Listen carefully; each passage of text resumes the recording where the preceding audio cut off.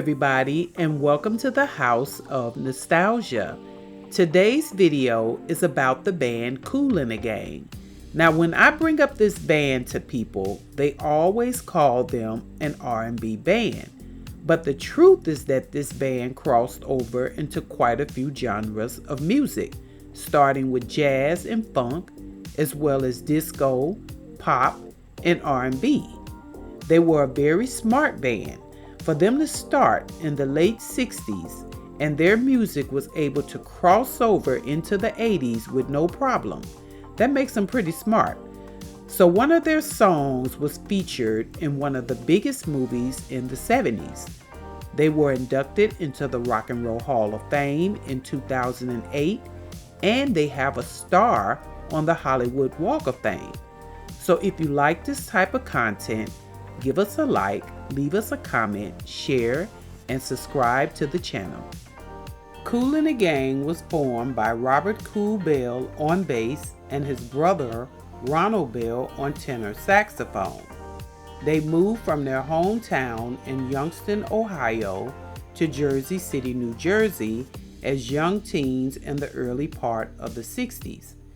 They went by the name the Jazzy Acts after teaming up with 5 other high school friends, Robert Spike Minkins on trumpet and Dennis Thomas on alto saxophone, and later George Brown on drums, percussion, and keyboards, Charles Smith on guitar, and Ricky West on keyboard. They were the 7 starting members of this band. The band signed with D-Light Records and changed their name to Kool and the Gang. They recorded their first album, which was named after the band, in 1969. They got their first big gig playing at the Apollo Theater, and Willie Feaster and the Mighty Magnificents also performed that night, and their performance blew them away. They realized that they needed to build up their stage presence. Now, I never heard of the group the Mighty Magnificents before now, and I listened to a couple of their songs, and they have that early 70s sound. If you ever get a chance, check them out. Now, one thing about Kool and the Gang, at the start of their musical career, they weren't sure exactly what genre of music they wanted to play. So thankfully, they had the talent to play a few genres of music. In 1971, they recorded 2 albums, Live at the Sex Machine and Live at PJ's. I have to admit that I didn't know much about their earlier albums, but later in life, I did get familiar with their 1972 Message in the Music album, mainly because of their jazz version of the stylistic Stop, Look, Listen to Your Heartbeat. Now, their rendition of this song blew me away. And this song was recorded numerous times, even rap sampled this song. Their 1972 Good Times album had a wide range of sounds. I slightly remember Northeast, Southwest. It's my favorite on the album. And Country Junkie kind of gives me Sly and the Family Stone vibes.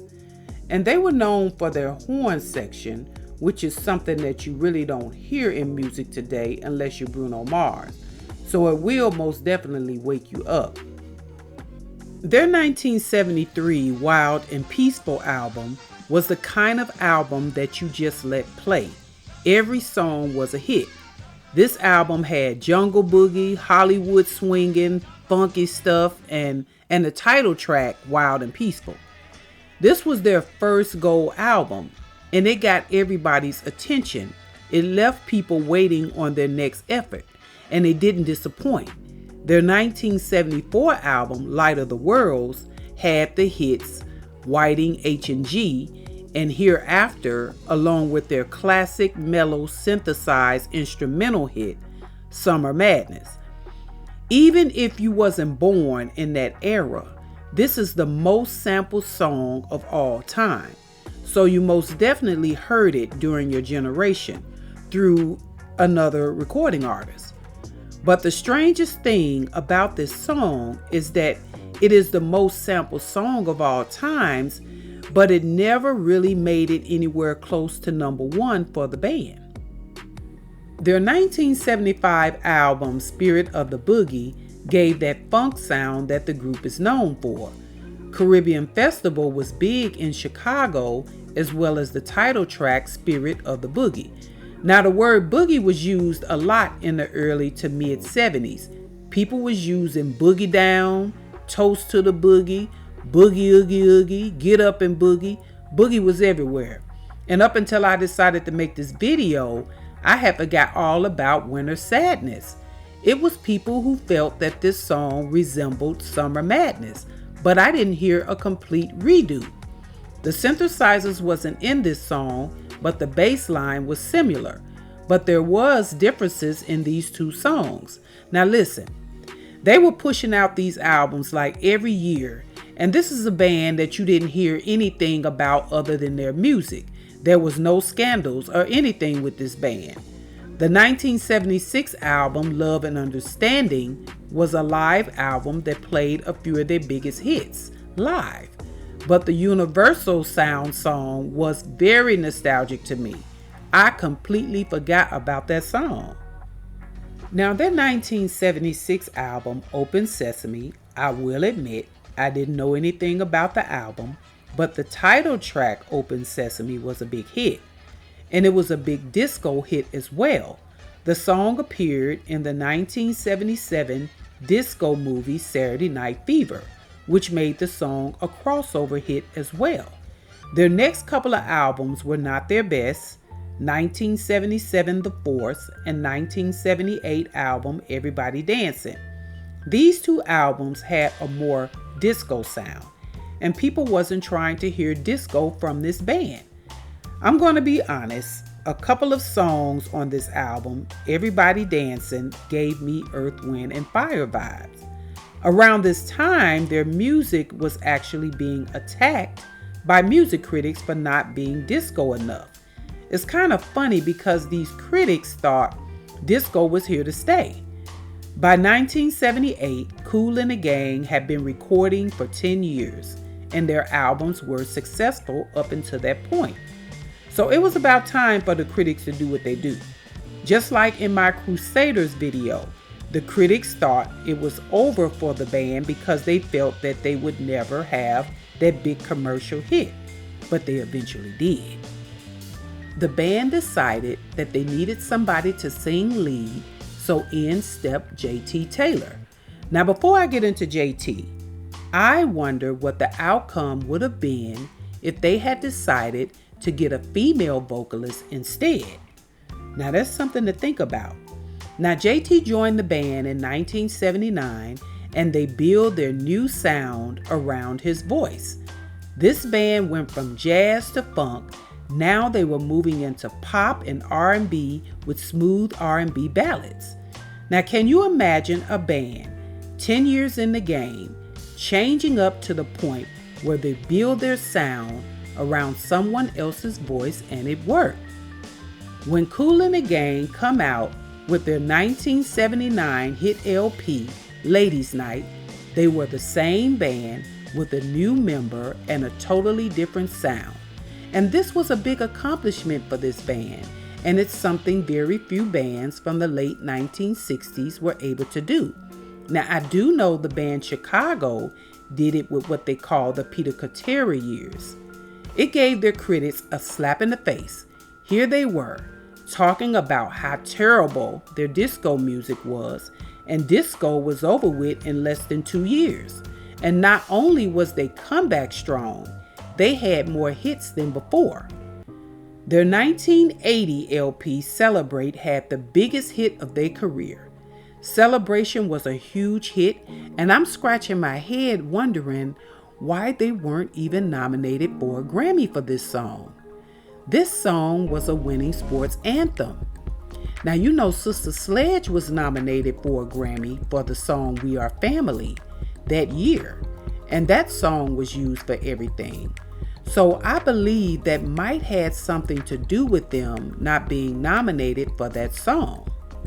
Their 1981 album, Something Special, had the hits Stepping Out, Take My Heart, Get Down on It, and Be My Lady. And this was their third LP with JT Taylor, and they was on a roll. Now my two favorites on their 1982 LP as one was Heidi High, Heidi Ho, Let's Go Dancin', and Let's Go Dancin' had a slight reggae sound. I loved it. Now their 1983 LP titled In the Heart was not one of my favorites, but it was a lot of other people's favorite. They played the video for Joanna, I believe, like every 30 minutes or maybe every 20 minutes. And the radio played it like every 15 minutes. And I was in high school and videos were still sort of new. And by this song becoming a crossover hit, it made the MTV roster. And Video Soul played it just as much as MTV did. Now Joanna wasn't my favorite, but I did like the song Tonight, just a little. In 1984, Kool and the Gang showed no signs of slowing down. The song Fresh from the Emergency LP is on my playlist right now. Every time I used to hear this song over the years, it would always remind me of the TV show Solid Gold. Now, do anybody remember the dancer Darcel? Now, she was the lead dancer, if I'm not mistaken, and she was also in the Fresh video. And they had like 3 more other hits on that album: Cherish, Misled, and Bad Woman. Now, their 1986 LP Forever was the first time that I felt the band started to show like a disconnect in their music since their disco albums. Now, they did have a slight hit with the song Victory. Now, some people might think it was a big hit. I don't know. But I do know that music was changing again. And by this time, the band was on their 19th album. And they were up and coming artists who was just 19 years of age, and they was making hits. And people like myself was heavily into rap. And Prince was out doing something totally different. So all good things will come to an end. But with this group, it was only just the top 10 hits. The first interesting thing about their 1989 Sweat LP is the absence of JT Taylor. And the second is that this was the first time that the band took 3 years to record an album since 1969. JT Taylor left the band to pursue a solo career, and he had a hit with Regina Belle called All I Want Is Forever. Now, adding JT to the band was a perfect fit. There was no shadiness in him wanting to go solo. I'm pretty sure it was agreed by both parties. He performed on and off with the band throughout the years. The band recorded 6 more albums along with the Greatest Hits album in 2004.